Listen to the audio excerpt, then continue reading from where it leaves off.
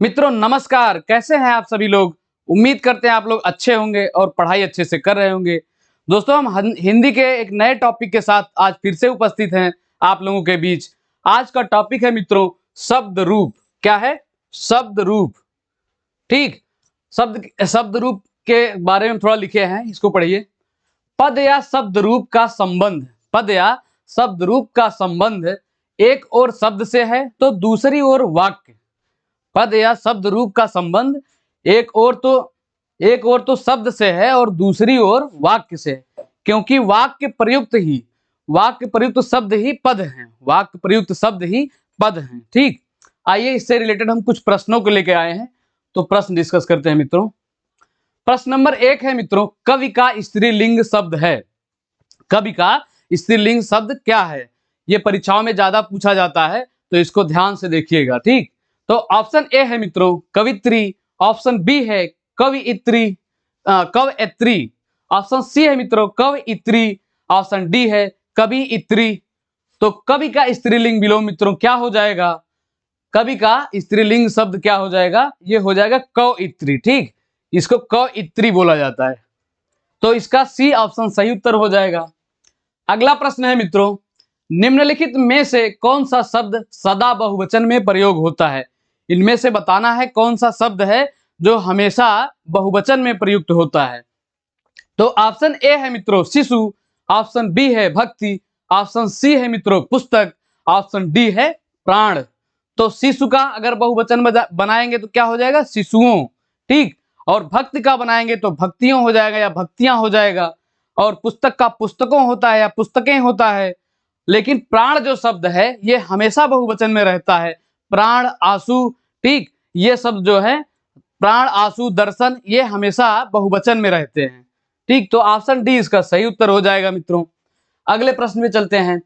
अगला प्रश्न है मित्रों, निम्नलिखित में से कौन सा शब्द पुल्लिंग है? इसमें बताना है कौन सा शब्द पुल्लिंग है। अच्छा, पुल्लिंग और स्त्रीलिंग की पहचान आपको हम बता दें।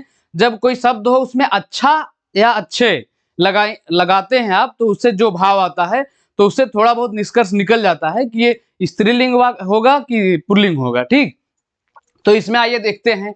ऑप्शन ए है आय, ऑप्शन बी है मित्रों व्यय, ऑप्शन सी है नहर, ऑप्शन डी है लहर। तो इसमें पुल्लिंग बताना है, तो आय की जाती है ना, आय होती है, तो ये स्त्रीलिंग हो जाएगा। व्यय किया जाता है, तो इसमें पुल्लिंग का भाव आ रहा है, तो इसका राइट आंसर यही हो जाएगा। ठीक, और लहर आती है, ठीक, तो ये भी स्त्रीलिंग हो जाएगा। तो इसका राइट आंसर ऑप्शन बी हो जाएगा मित्रों, व्यय जो है पुल्लिंग है। अगला प्रश्न है मित्रों, निम्नलिखित में से कौन सा शब्द स्त्रीलिंग नहीं है? इसमें बताना है कि स्त्रीलिंग कौन सा नहीं है। सारे स्त्रीलिंग है, एक इसमें पुल्लिंग है, तो उसको बताना है। तो देखिए झुरमुट कैसा हो जाएगा? ये स्त्रीलिंग शब्द हो जाएगा। और अंत्येष्टि के अंत्येष्टि की जाती है ना, तो ये भी स्त्रीलिंग हो जाएगी। और इच्छा भी की जाती है, तो ये भी स्त्रीलिंग हो जाएगा। लेकिन निराला जो है, अगर निराला कवि का नाम है, और ऐसे भी कि अगर किसी को आप कहेंगे वो बहुत निराला आदमी है या वो बहुत निराला है, तो इसमें पुल्लिंग का भाव आ रहा ना, तो इसमें स्त्रीलिंग यही नहीं होगा, तो इसमें यही पूछा गया है। तो ऑप्शन डी इसका राइट आंसर हो जाएगा मित्रों। अगले प्रश्न पे चलते हैं। अगला प्रश्न है मित्रों, निम्नलिखित में पुल्लिंग शब्द है, इसमें पुल्लिंग शब्द बताना है कौन सा है। तो ऑप्शन ए है मित्रों सरसों। इसको सरसों नहीं सरसों पढ़ा करिए, जो बिंदी लगी होती है ऊपर, इसका बहुत महत्व होता है हिंदी में। ठीक, इसको सरसों पढ़ा जाएगा। ऑप्शन बी है मित्रों मकई, ऑप्शन सी है सारस, ऑप्शन सी है सारस, ऑप्शन डी है मूंग।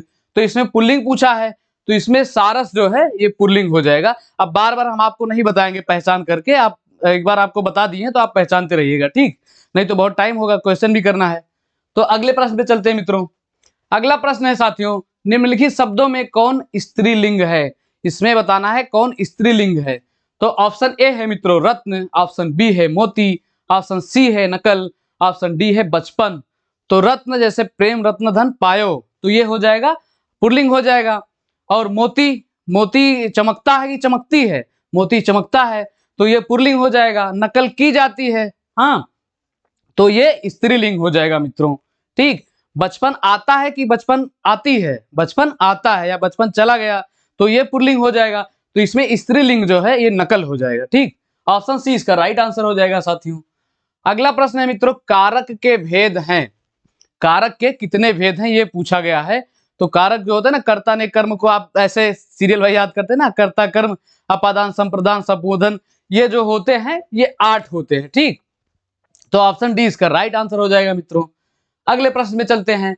अगला प्रश्न है मित्रों, कर्ता के साथ ने का प्रयोग ना होना किस उपभाषा की विशेषता है। हमने आपको भाषा भी पढ़ा रखा है, अगर आप पहली बार ये वीडियो देख रहे हैं तो आप प्लेलिस्ट में जाके भाषा का जो है लेक्चर देख सकते हैं। तो इसमें बताना है कर्ता के साथ ने का प्रयोग ना होना किस उपभाषा की विशेषता है। तो ऑप्शन ए है मित्रों पूर्वी हिंदी, ऑप्शन बी है पश्चिमी हिंदी, ऑप्शन सी है मित्रों राजस्थानी हिंदी, ऑप्शन डी है पहाड़ी हिंदी। तो पूर्वी हिंदी की हमने आपको 3 बोलियां बताई है, अवधी, बघेली और छत्तीसगढ़ी। और पश्चिमी हिंदी की हमने 5 बोलियां बताई हैं, कन्नौजी, बुंदेली, खड़ी बोली, हरियाणवी और एक होती ब्रज भाषा। ठीक, और राजस्थानी की भी 4 बोलियां होती है, मेवाती, मालवी, ढूंढाड़ी या जयपुरी, और एक होती है हमको रिकॉल नहीं हो रहा अभी। और पहाड़ी हिंदी की 3 बोलियां होती हैं, पहाड़ी, गढ़वाली और कुमाऊनी। ठीक, ये जो है उत्तराखंड में ज्यादा बोली जाती है, पहाड़ी क्षेत्रों में। तो इस प्रश्न में पूछा गया कर्ता के साथ ने का प्रयोग ना होना किस उपभाषा की विशेषता है। तो ये पूर्वी हिंदी की विशेषता है मित्रों। पूर्वी हिंदी में कर्ता के साथ जो है ना का प्रयोग नहीं होता है, यही इसकी एक मुख्य विशेषता है। ठीक, तो ऑप्शन है इसका सही उत्तर हो जाएगा। अगला प्रश्न है मित्रों, ऋषि है, ये ऋषि नहीं है एक्चुअली में, ये ऋषि है। ऋषि का स्त्रीलिंग है। ऋषि ये पुल्लिंग शब्द है और इसको बोलते ऋषि बोलते हैं लोग, लेकिन ये ऋषि पढ़ा जाएगा, जैसे मांत्रा है उसी हिसाब से इसको पढ़ा भी जाता है। तो ऋषि का स्त्रीलिंग है। ऑप्शन ए है मित्रों ऋषि पत्नी, ऑप्शन बी है ऋषिका, ऑप्शन सी है ऋषि, ऑप्शन डी है विदुषी। तो ऋषि का स्त्रीलिंग क्या होगा मित्रों, ये होगा ऋषि। ऑप्शन सी इसका राइट आंसर हो जाएगा साथियों। और ये विदुषी जो है ये विद्वान का स्त्रीलिंग होता है, विदुषी। ठीक, तो इसका ऑप्शन सी सही उत्तर हो जाएगा। अगला प्रश्न है मित्रों, संज्ञाओं के साथ आने वाली विभक्तियों को क्या कहा जाता है। जो संज्ञाओं के साथ आती है विभक्तियां जानते हैं, विभक्तियों को परसर्ग भी कहते हैं। ठीक, या कारक। तो संज्ञाओं के साथ आने वाली विभक्तियों को क्या कहा जाता है मित्रों। ऑप्शन ए है संलिष्ट, ऑप्शन बी है विसलिष्ट, ऑप्शन सी है साथियों श्लिष्ट, ऑप्शन डी है इनमें से कोई नहीं। तो संज्ञाओं के साथ आने वाली विभक्तियों को क्या कहते हैं मित्रों, इसको विसलिष्ट कहते हैं। ऑप्शन बी इसका सही उत्तर हो जाएगा साथियों। अगले प्रश्न पे चलते हैं। अगला प्रश्न है मित्रों, हिंदी भाषा में वचन कितने प्रकार के होते हैं। हिंदी भाषा में वचन कितने प्रकार के होते हैं। तो हिंदी में केवल 2 ही वचन होते हैं मित्रों, एक स्त्रीलिंग एक पुल्लिंग। इसमें हम क्वेश्चन नंबर पूछे थे, लेकिन ये लिख गया है तो आप जान लीजिए ये 2 ही प्रकार के होते हैं। ठीक, हिंदी में वचन 2 प्रकार के होते हैं, तो इसमें दोनों आ जाएंगे, स्त्रीलिंग और पुल्लिंग। ठीक, अगले प्रश्न पे चलते हैं। अगला प्रश्न है मित्रों, लिंग की दृष्टि से दही क्या है। दही किस लिंग में आएगा, स्त्रीलिंग में आएगा या पुल्लिंग में आएगा। तो आप बोल के देखिए, दही अच्छा है कि दही अच्छी है। आप बोलेंगे ना दही अच्छा है, अगर अच्छा है तो ये पुल्लिंग में आ गया। तो आइए देखते हैं, इसमें ऑप्शन बी में पुल्लिंग लिखा गया है, तो दही जो है ये पुल्लिंग शब्द हो जाएगा। ठीक, ऑप्शन बी इसका राइट आंसर हो जाएगा मित्रों। अगला प्रश्न है साथियों, सुंदरता में संज्ञा है। सुंदरता एक शब्द है, इसमें कौन सी संज्ञा है। ऑप्शन ए है मित्रों व्यक्तिवाचक, ऑप्शन बी है समूहवाचक, ऑप्शन डी है मित्रों जातिवाचक, ऑप्शन डी है भाववाचक। तो सुंदरता एक संज्ञा है, तो एक इस सुंदरता से कैसा भाववाचक संज्ञा आ रही है कि आप सुंदर हैं, तो इसमें भाववाचक संज्ञा हो जाएगा। ऑप्शन डी इसका सही उत्तर हो जाएगा साथियों। अगले प्रश्न पे चलते हैं। अगला प्रश्न है मित्रों, मित्र का भाववाचक है। एक शब्द है जो मित्र हैं, हमारे आपके मित्र होते हैं ना, तो उनके अंदर कैसी भाववाचक संज्ञा होती है। वैसे होती तो कम ही है, लेकिन अब यहाँ है तो पढ़ लीजिए। तो मित्र की भाववाचक संज्ञा क्या होगी, मित्रता हो जाएगी मित्रों। ठीक, बंधुता नहीं होती है, मित्र नहीं होती है, शत्रुता तो हो ही नहीं सकती है। तो मित्र का भाववाचक जो है मित्रता हो जाएगा। तो ऑप्शन सी इसका राइट आंसर हो जाएगा साथियों। अगला प्रश्न है, निम्नलिखित में कौन सा शब्द स्त्रीलिंग है। इसमें बताना है आपको कौन सा शब्द स्त्रीलिंग है। तो हम आपको अच्छा और अच्छी बताए हैं। तो उससे पहचान करिए। ऑप्शन ए है मित्र, ऑप्शन बी है सूचना, ऑप्शन सी है उपहार, ऑप्शन डी है अध्याय। तो मित्र कैसा होता है? अच्छा होता है, तो ये पुल्लिंग हो गया। और सूचना दी जाती है ना, सूचना, अच्छी सूचना या अच्छा सूचना? अच्छी सूचना, तो सूचना इसमें स्त्रीलिंग हो जाएगा मित्रों। और उपहार दिया जाता है तो उपहार भी पुल्लिंग हो जाएगा। और अध्याय, अध्याय पढ़ा जाता है तो वो भी पुल्लिंग में आ जाएगा। तो इसमें स्त्रीलिंग पूछा गया है मित्रों, तो सूचना इसका सही उत्तर हो जाएगा। अगला प्रश्न है मित्रों, पुल्लिंग और स्त्रीलिंग का कौन सा जोड़ा सही नहीं है? इसमें देखना है पुल्लिंग और स्त्रीलिंग का कौन सा जोड़ा सही नहीं है। तो मोटा का स्त्रीलिंग क्या होगा? मोटी। और धोबी का क्या होगा? धोबिन। धोबिन नहीं होगा, जो गांव में कहते हैं धोबिन आ गई, धोबिन होता है। और दाता का क्या होगा? दात्री होगा, दानी नहीं होगा। दाता और दानी तो एक ही हो गया ना, दाता दानी एक ही शब्द है। तो यही इसका राइट आंसर हो जाएगा। तेली का क्या होता है? तेलिन होता है। ठीक, तो इसमें यही गलत था, तो ऑप्शन सी इसका सही उत्तर हो जाएगा मित्रों। इनमें से पुल्लिंग कौन शब्द है? नेक्स्ट क्वेश्चन में पूछा है, इनमें पुल्लिंग कौन शब्द है? ऑप्शन ए है मित्रों दया, ऑप्शन बी है निर्धनता, ऑप्शन सी है बुढ़ापा, ऑप्शन डी है दुर्घटना। तो इसमें पुल्लिंग शब्द कौन सा हो जाएगा मित्रों? दया आपको आती है ना, तो ये स्त्रीलिंग हो गई। और निर्धनता, निर्धनता कैसा हो जाएगा? ये पुल्लिंग हो जाएगा मित्रों। ऑप्शन बी इसका सही उत्तर हो जाएगा।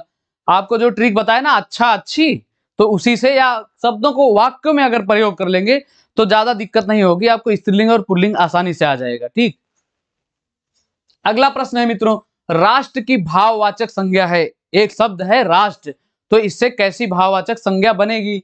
ऑप्शन ए है मित्रों राष्ट्रीय, ऑप्शन बी है राष्ट्रीय, ऑप्शन सी है मित्रों सौराष्ट्र, ऑप्शन डी है राष्ट्रीयता। तो राष्ट्र की भाववाचक संज्ञा क्या होगी? राष्ट्रीयता होगी। जैसे मनुष्य से मनुष्यता बनती है और राष्ट्र से राष्ट्रीयता बन जाएगी। तो ऑप्शन डी इसका सही उत्तर हो जाएगा साथियों। अगला प्रश्न है मित्रों, निम्नलिखित में कौन सही नहीं है? इसमें देखना है कि कौन सा सही नहीं है। तो ऑप्शन ए है संस्कृत में 3 वचन होते हैं। जी हाँ, बिल्कुल होते हैं। संस्कृत में 3 वचन होते हैं, हिंदी में 2 वचन होते हैं। ठीक, और यह है ऑप्शन बी है हिंदी में 2 वचन होते हैं, बिल्कुल सही है। ऑप्शन सी है हिंदी में 2 लिंग होते हैं, बिल्कुल सही है। ऑप्शन डी है संस्कृत में हिंदी की तरह 2 लिंग होते हैं, ये बिल्कुल गलत है। ठीक, आपको पूछा भी यही गया है कि कौन सा सही नहीं है, तो ऑप्शन डी इसका सही उत्तर हो जाएगा। अगला प्रश्न है मित्रों, साधु, साधु, साधु नहीं है, साधु, साधु का स्त्रीलिंग शब्द है। आपको हिंदी पढ़ने के साथ साथ आपको हिंदी बोलनी भी बहुत अच्छे से आनी चाहिए, तब समझ लीजिए आपकी हिंदी अच्छी है। केवल क्वेश्चन करने से ही नहीं हिंदी अच्छी होती है, आपको हिंदी बोलना भी अच्छा आना चाहिए। ठीक, तो ये क्या पढ़ा जाएगा? साधु पढ़ा जाएगा। तो साधु का स्त्रीलिंग क्या होगा मित्रों? ऑप्शन ए है साधुनी, ऑप्शन बी है मित्रों साध्वी, ऑप्शन सी है साधु आइन। ठीक, ऑप्शन डी है साधु इनी। तो साधु का स्त्रीलिंग क्या होगा? साध्वी होगा। ठीक, जैसे जब कोई पुरुष कथा वाचन का कुछ करता है तो उसको लोग साधु पुरुष कहते हैं ना। अगर कोई स्त्री जैसे जया किशोरी जी हैं, ऐसे 1-2 लोग और हैं, तो उनको क्या कहते हैं? साध्वी बोलते हैं उनके नाम के आगे लगा के। तो ये साधु का स्त्रीलिंग साध्वी हो जाएगा। ऑप्शन बी इसका राइट आंसर हो जाएगा मित्रों। अगला प्रश्न है, निम्नलिखित इकारांत शब्दों में एक पुल्लिंग है, उसे चयनित कीजिए। अच्छा, इकारांत क्या होते हैं? जिन शब्दों के अंत में ई आए, जैसे पानी, ठीक, दानी, जब ई आए, बड़ी ई आए, तो उसको इकारांत कहते हैं। और जिन शब्दों के शुरू में आ आए, ठीक, उसको अकारांत कहते हैं। तो ये हो गया इकारांत और अकारांत। तो इसमें पूछा गया है इकारांत शब्दों में पुल्लिंग कौन सा है? तो ऑप्शन ए है मित्रों पानी, ऑप्शन बी है नदी, ऑप्शन सी है रोटी, ऑप्शन डी है बकरी। तो इनमें इसमें पुल्लिंग बताना है, तो पानी कैसा है? अच्छा है ना, तो पुल्लिंग है, यही हो जाएगा पानी। ऑप्शन ए इसका राइट आंसर हो जाएगा मित्रों। अगले प्रश्न में चलते हैं। अगला प्रश्न है मित्रों, कर्म कारक क्या है? कर्म कारक के लिए प्रयुक्त होने वाला चिन्ह। कर्म कारक के लिए कौन सा चिन्ह प्रयुक्त होता है? कर्ता ने कर्म को, तो कर्म कारक के लिए को प्रयुक्त होता है ना। तो इसमें देखना है, ऑप्शन ए में है ने, ऑप्शन बी है के लिए, ऑप्शन सी है से, ऑप्शन डी है को। तो कर्ता ने कर्म को, तो को डी में मिल गया, तो यही इसका राइट आंसर हो जाएगा।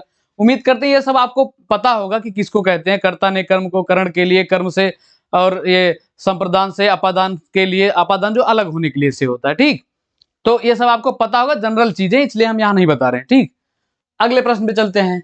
अगला प्रश्न है मित्रों, मैं काम से जा रहा हूं। मैं काम से जा रहा हूं, इस वाक्य में से का कारक है। इससे जो ये से लगा है, इसका कारक बताना। अभी बताया ना, दो कारक हैं, जो उसमें से एक अपादान है से का, भाव से मतलब अलग होने का। तो ये इसमें देखिए कौन सा हो जाएगा इसमें। तो एक करण होता है, करण से होता है, एक अपादान से होता है। तो इसमें यही पूछा गया है, मैं काम से जा रहा हूं। तो काम से नहीं जा रहा हूं वो वाला नहीं कि तुम काम से गए, ये ऐसे है कि काम से मतलब काम करने के लिए जा रहा हूं, कि बहिर कहीं बाहर जा रहा हूं, किसी काम से जा रहा हूं। ठीक, तो ऑप्शन ए है संप्रदान, ऑप्शन बी है करण, ऑप्शन सी है अपादान, ऑप्शन डी है अधिकरण। तो अधिकरण में तो मैं पर होता है, ये करण और अपादान में से लगता है। ठीक, तो इसमें मैं काम से जा रहा हूं मतलब अलग होने का भाव नहीं हो रहा, मैं काम से जा रहा हूं। जैसे अलग होने का, जैसे पेड़ से पत्ते गिरते हैं, उस भाव में यह अपादान प्रयोग होता है। यहाँ पे मैं काम से जा रहा हूं, तो यहाँ पे करण कारक होगा। ठीक मित्रों, ऑप्शन बी इसका राइट आंसर हो जाएगा। अगला प्रश्न है साथियों, भाववाचक संज्ञा के अंतर्गत आते हैं। भाववाचक संज्ञा के अंतर्गत इनमें से कौन सा आता है? ऑप्शन ए है मित्रों पशु पक्षी आदि, ऑप्शन बी है गुण दोष आदि, ऑप्शन सी है दिशाएं आदि, ऑप्शन डी है मित्रों आभूषण आदि। तो भाववाचक संज्ञा के अंतर्गत कैसे आएंगे? गुण दोष आएंगे, जैसे अच्छा बुरा, अच्छाई बुराई। ठीक, तो गुण दोष जो है ये भाववाचक संज्ञा के अंतर्गत आएंगे। तो ऑप्शन बी इसका राइट आंसर हो जाएगा मित्रों। अगला प्रश्न है साथियों, हिंदी के शब्दों का लिंग निर्धारण किसके आधार पर होते हैं? हिंदी के शब्दों में जैसे लिंग आपको पढ़ा है ना, पुल्लिंग स्त्रीलिंग, तो उस वही पूछा गया है कि हिंदी के शब्दों का लिंग निर्धारण किसके आधार पर होता है। ऑप्शन ए है मित्रों प्रत्यय, ऑप्शन बी है संज्ञा, ऑप्शन सी है साथियों क्रिया, ऑप्शन डी है सर्वनाम। तो संज्ञा के शब्दों का लिंग निर्धारण किससे होता है? ये क्रिया से होता है मित्रों। ऑप्शन सी इसका सही और सटीक उत्तर हो जाएगा। अगले प्रश्न में चलते हैं। अगला प्रश्न है मित्रों, लड़का पेड़ से गिरा। लड़का पेड़ से गिरा, तो उपरोक्त वाक्य में कारक बताइए। इसमें कारक बताना है। ऑप्शन ए है मित्रों संप्रदान कारक, ऑप्शन बी है कर्म कारक, ऑप्शन सी है अपादान कारक, ऑप्शन डी है संबोधन कारक। ठीक, तो इसको आप आसानी से बता ले जाएंगे। अभी पिछले क्वेश्चन में हमने आपको जो है विस्तार से बताया है। तो लड़का पेड़ से गिरा तो वो अलग हो रहा है, तो यहाँ अलग होने के भाव में अपादान कारक का जो है प्रयोग हो रहा है। तो ऑप्शन सी इसका सही उत्तर हो जाएगा साथियों। अगले प्रश्न में चलते हैं। अगला प्रश्न है मित्रों, निम्नलिखित में पुल्लिंग शब्द है, इसमें बताना है कि कौन सा पुल्लिंग शब्द है। ऑप्शन ए है मित्रों बुढ़ापा, ऑप्शन बी है जड़ता, ऑप्शन सी है पटना, ऑप्शन डी है दया। तो पुल्लिंग शब्द इसमें कौन सा है? बुढ़ापा आती है कि आता है? बताइए, नहीं बताएंगे आप लोग? चलिए, इसमें पुल्लिंग शब्द क्या है? बुढ़ापा है। ठीक, ऑप्शन ए इसका राइट आंसर हो जाएगा मित्रों। अगले प्रश्न पे चलते हैं। अगला प्रश्न है मित्रों, पेड़ पर पक्षी बैठे हैं। पेड़ पर पक्षी बैठे हैं, इस वाक्य में पेड़ पर पद में कौन सा कारक है? पेड़ पर किसी चीज के ऊपर, ठीक, पक्षी बैठे हैं, तो इसका कारक क्या हो जाएगा? ऑप्शन ए है करण, ऑप्शन बी है मित्रों अपादान, ऑप्शन सी है संबंध, ऑप्शन डी है अधिकरण। तो किसमें पर किसमें आता है? अधिकरण में आता है ना, में पर आता है अधिकरण में। तो पेड़ पर पक्षी बैठे हैं, इसमें क्या हो जाएगा? इसमें अधिकरण कारक हो जाएगा मित्रों। ऑप्शन डी इसका राइट आंसर हो जाएगा। अगले प्रश्न पे चलते हैं। अगला प्रश्न है मित्रों, हे राम तुम कहाँ हो। जब आप जोर से जम्हाई लेते हैं ना, कभी कभी कहते हैं हे राम कहाँ हो। हाँ, तो वाक्य में कौन सा कारक है? जब आप हे राम कह रहे होते हैं तो उसमें कारक कौन सा है? समझ लीजिए, आपके हर शब्द में, बोलने में हिंदी का प्रयोग है। तो बताइए इसमें कौन सा हो जाएगा? ऑप्शन ए है मित्रों संबंध, ऑप्शन बी है अधिकरण, ऑप्शन सी है संबोधन, ऑप्शन डी है अपादान। तो संबंध में क्या आता है? संबंध में जो सो आता है। ठीक, और अधिकरण में क्या आता है? अधिकरण में पर आता है। तो संबोधन में आता है, ये संबोधन एक्सक्लेमेटरी है ना, ये विस्मयादिबोधक चिन्ह है। ठीक, तो ये हो जाएगा संबोधन। आपको बुला रहे हैं हे राम, हे कृष्ण, तो ये संबोधन हो जाएगा। और वाक्य अगर कोई पूछे तो विस्मयादिबोधक वाक्य हो जाएगा। ठीक, और अपादान का तो अभी आपको बताया है कि अलग होना होता है से। ठीक, अगले क्वेश्चन पे चलते हैं। अगला प्रश्न है मित्रों, विद्वान का स्त्रीलिंग क्या होगा? विद्वान का स्त्रीलिंग क्या होता है मित्रों? ऑप्शन ए है विदुषी, ऑप्शन बी है विद्वंती, ऑप्शन सी है विद्वमती, ऑप्शन डी है विद्वंती। तो विद्वान का स्त्रीलिंग क्या होगा मित्रों? विदुषी होता है। ऑप्शन ए इसका सही और सटीक उत्तर हो जाएगा मित्रों। तो प्रश्न समाप्त हुए मित्रों। चैनल को लाइक करिए, चैनल को सब्सक्राइब करिएगा और वीडियो को लाइक करिएगा मित्रों, और अपने दोस्तों के साथ जरूर शेयर किया करिए, बहुत जरूरी काम है ये, समझ लीजिए। ठीक, तो आज आपका साथ बनाए रखने के लिए बहुत बहुत धन्यवाद। जय हिंद, जय भारत, जय हिंदी।